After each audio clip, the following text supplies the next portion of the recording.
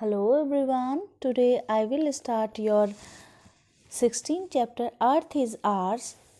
Let us protect it. तो बेटा इस चैप्टर में आज हम अर्थ को हम कैसे प्रोटेक्ट करें इसके बारे में पढ़ेंगे। बट इससे पहले हम थोड़ी सी लिविंग ऑर्गेनिज्म के बारे में बात कर लेते हैं। तो बेटा जो लिविंग ऑर्गेनिज्म होते हैं वो they can not live by itself, ये अपने आप नहीं रह सकते। दे नीड एन एनवायरनमेंट, इन्हें एनवायरनमेंट की ज़रूरत होती है। जैसे कि हम बिना नॉन लिविंग थिंग्स के बिना हम सर्वाइव नहीं कर पाएंगे। सो बेटा जितने भी लिविंग ऑर्गेनिज्म होते हैं interact among them self and also with non living things in environment. तो बेटा जितने भी लिविंग ऑर्गेनिज्म होते हैं वो एनवायरनमेंट में नॉन लिविंग थिंग और लिविंग दोनों के साथ में क्या करते हैं, इंटरेक्ट करते हैं। तो बेटा एनवायरनमेंट के अंदर जो लिविंग ऑर्गेनिज्म होते हैं उनको हम क्या कहते हैं, बायोटिक फैक्टर्स कहते हैं।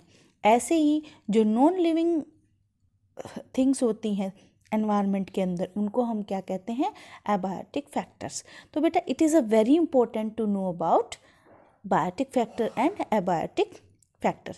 सो बेटा biotic factor include plants, animal and all microbes.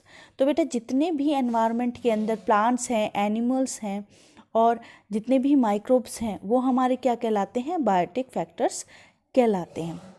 और अगर हम बात करें एबायोटिक फैक्टर्स के बारे में तो बेटा abiotic factor include non living surrounding like air, water, land, temperature and humidity.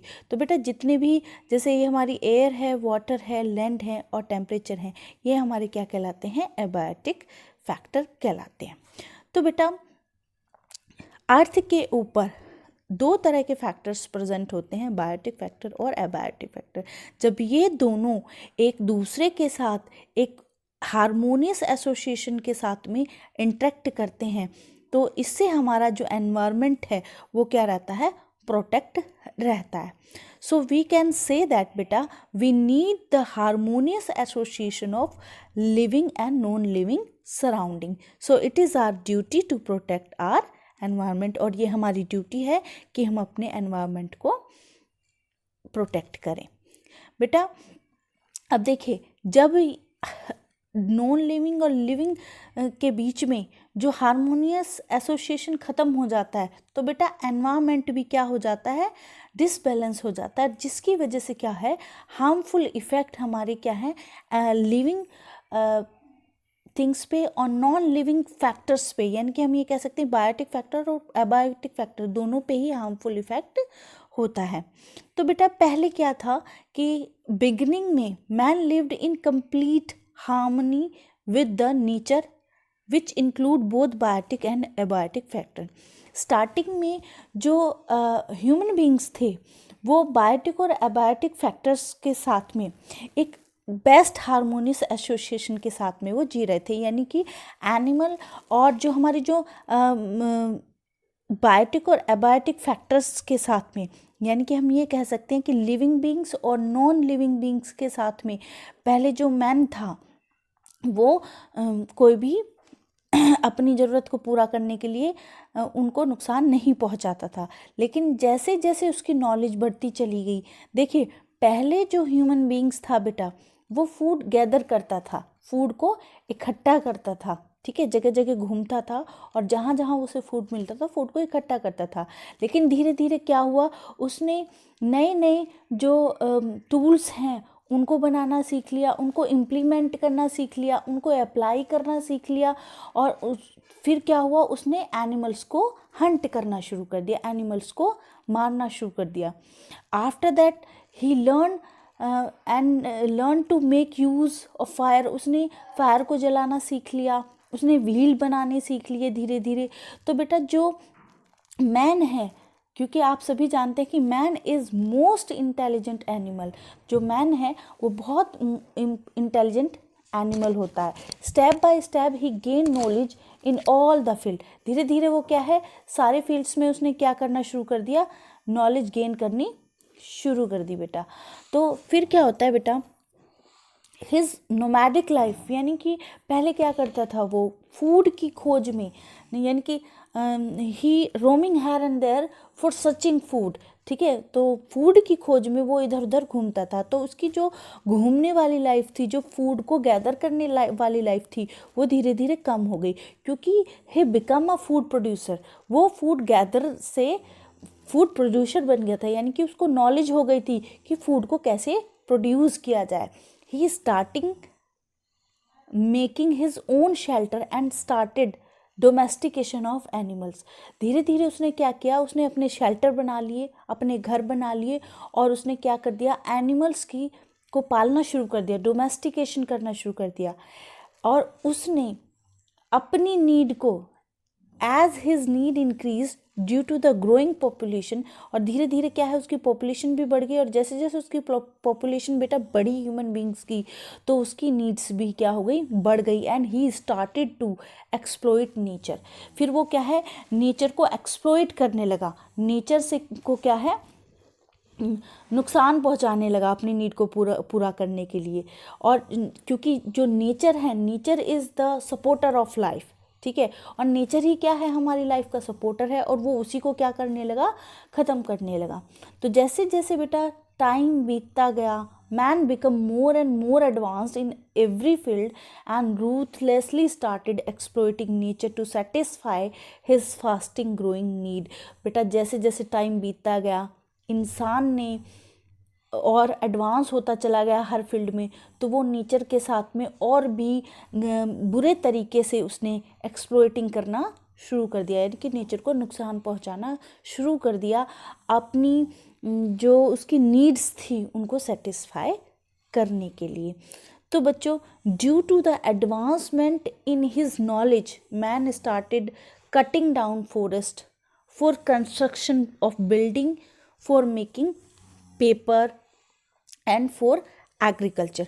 तो बेटा अब जैसे जैसे उसकी जो नॉलेज है मैन की, ह्यूमन बीइंग की, वो एडवांस होती चली गई, तो ह्यूमन बीइंग ने क्या करना शुरू कर दिया, मैन ने क्या करना शुरू कर दिया, पेड़ों को काटना शुरू कर दिया बिल्डिंग बनाने के लिए, पेपर बनाने के लिए, फिर एग्रीकल्चर करने के लिए, यानी कि फूड प्रोड्यूस करने के लिए उसने क्या है, पेड़ों को काटना शुरू कर दिया। उसने जो जंगल थे उनको काटना शुरू कर दिया। तो बेटा the rate at which animal and plant are declining due to cutting down of forest is alarming. तो धीरे धीरे जैसे जैसे बेटा फॉरेस्ट कटने शुरू हुए, तो देखिए फॉरेस्ट में क्या है, एनिमल्स भी रहते हैं, तो उन एनिमल्स का घर भी क्या हो गया, घर भी उनका क्या होने लगा, ख़त्म हो गया। If we continue to exploit nature without any discrimination, तो बेटा अगर यही कंडीशन रही और हम कंटिन्यू नेचर को एक्सप्लॉइट करते रहे, तो soon nothing will be left for our future generation, और कुछ भी हमारी फ्यूचर आने वाली जनरेशन के लिए बेटा कुछ भी नहीं बचेगा।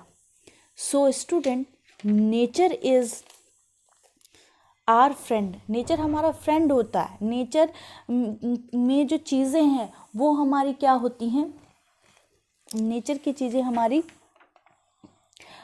सपोर्ट ऑफ लाइफ होती हैं। तो बेटा अगर नेचर में ये एक्सप्लॉइटिंग का जो प्रोसेस है मैन के थ्रू, ये अगर चलता रहा धीरे धीरे, तो एक समय ऐसा आ जाएगा कि नेचर में हमारे लिए कुछ भी नहीं बचेगा। सो बेटा if nature is looked after carefully by all of us, अगर नेचर को हमारे सभी के थ्रू केयरफुली ध्यान रखा गया, यानी कि फॉरेस्ट की कटिंग ना हो और नेचर के साथ में जो छेड़छाड़ हो रही है वो ना हो, इट विल लास्ट लॉन्गर। तो ये क्या है, अभी भी हमारे लिए बेनिफिशियल हो सकता है।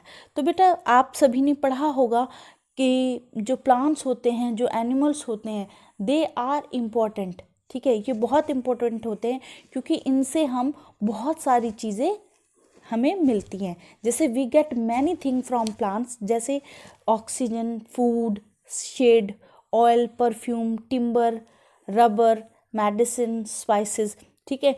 तो देखिए जो प्लांट हैं, प्लांट से हमें बहुत सारी चीज़ें मिलती हैं, ऑक्सीजन मिलती है, स्पाइसेस मिलते हैं, मेडिसिन मिलती हैं, परफ्यूम मिलता है, शेड मिलता है। तो most of all they reduce global warming by using up carbon dioxide in photosynthesis. अब देखिए इनमें से सबसे ज़्यादा इम्पॉर्टेंट क्या है कि जो प्लांट्स हैं वो कार्बन डाइऑक्साइड को यूज़ करते हैं, और कार्बन डाइऑक्साइड को क्योंकि ये फूड प्रिपरेशन में, फोटोसिंथेसिस में, अपनी फूड प्रिपरेशन के प्रोसेस में यूज़ करते हैं, तो जिससे क्या होती है, ग्लोबल वार्मिंग का रिडक्शन होता है, दे रिड्यूस ग्लोबल वार्मिंग। ठीक है, ऐसे ही बेटा बहुत सारे जो एनिमल्स हैं उनसे भी हमें बहुत सारी चीज़ें मिलती हैं। जैसे एनिमल से हमें मिल्क मिलता है, एनिमल से हमें पनीर मिलती है, कर्ड। तो देखिए जब हमें पता है कि एनिमल और प्लांट से हमें बहुत सारी, यानी कि knowing about many benefits that we receive from animals and plants, हमें पता है कि एनिमल और प्लांट से हमें बहुत सारे जो बेनिफिट्स हैं वो मिलते हैं। तो बेटा पता नहीं हम फिर भी हम इनको क्यों डिस्ट्रॉय करते हैं, हम इनको क्यों नहीं प्रोटेक्ट करते, हम इनके साथ में क्यों फ्रेंडली होकर नहीं रहते। ठीक है, तो we should have to harmonious, we should have to live a harmonious life once again if we want to protect our earth। तो देखिए अगर हम अपनी अर्थ को बचाना चाहते हैं तो हमें दोबारा से वही हारमोनियस लाइफ, वही रेलिवेंट लाइफ, वही कंपैटिबल लाइफ उनके साथ में जीनी पड़ेगी। Because of man's foolishness the nature which was in perfect balance is gradually become imbalanced. तो बेटा जो मैन की जो फुलिशनेस है उसकी वजह से जो हमारा नेचर है, नेचर क्या था, परफेक्टली बैलेंस था, वो धीरे धीरे क्या हो गया, बिकमिंग इम्बैलेंस्ड, वो धीरे धीरे बैलेंस होता चला गया। तो today many plant and animals are injured, और इसीलिए आज बहुत सारे जो एनिमल्स हैं, जो बहुत सारे प्लांट्स हैं वो एंडेंजर्ड हो गए हैं, यानी कि वो डेंजर्ड जोन में आ गए हैं, यानी कि उनका रिप्रोडक्शन ख़त्म हो गया है। Some are extinct and some are listed as endangered species, और कुछ तो क्या है एक्सटिंक्ट हो चुकी हैं, कुछ तो स्पीशीज़ ख़त्म ही हो चुकी हैं, और कुछ एंडेंजर्ड स्पीशीज़ में लिस्टेड हैं। तो बेटा we all know it is very easy to save them, बहुत आसान है उनको सेव करना, तो हम क्यों नहीं करते हैं। तो बेटा हमें जितनी भी हमारी एंडेंजर्ड प्लांट या एनिमल्स हैं या स्पीसीज़ हैं उन्हें बचाने के लिए हमें क्या है, living things, non living things, या हम कह सकते हैं नेचर के साथ में जो हम एक्सप्लॉइटिंग करते हैं उसको हमें रोकना पड़ेगा। तो बेटा all this imbalance that is taking place on the earth is mainly due to pollution. तो देखिए अर्थ पे ये जितने भी इम्बैलेंस हो रहे हैं वो किसकी वजह से हो रहे हैं, अर्थ पे पोल्यूशन की वजह से हो रहे हैं। तो बेटा पोल्यूशन होता क्या है, pollution undesirable change in air, water, land and noise. तो बेटा एनवायरनमेंट के अंदर जो एयर है, वाटर है और लैंड है उन पर जो अनडिजायरेबल चेंज होते हैं जिनकी वजह से बायोटिक और नॉन बायोटिक फैक्टर्स पे, यानी कि लिविंग और नॉन लिविंग थिंग्स पर जो बैड इफेक्ट पड़ते हैं। ठीक है, जिन भी चेंजेस की वजह से क्या होते हैं, बैड इफेक्ट पड़ते हैं, उसी को हम क्या कहते हैं, पोल्यूशन कहते हैं। Thank you.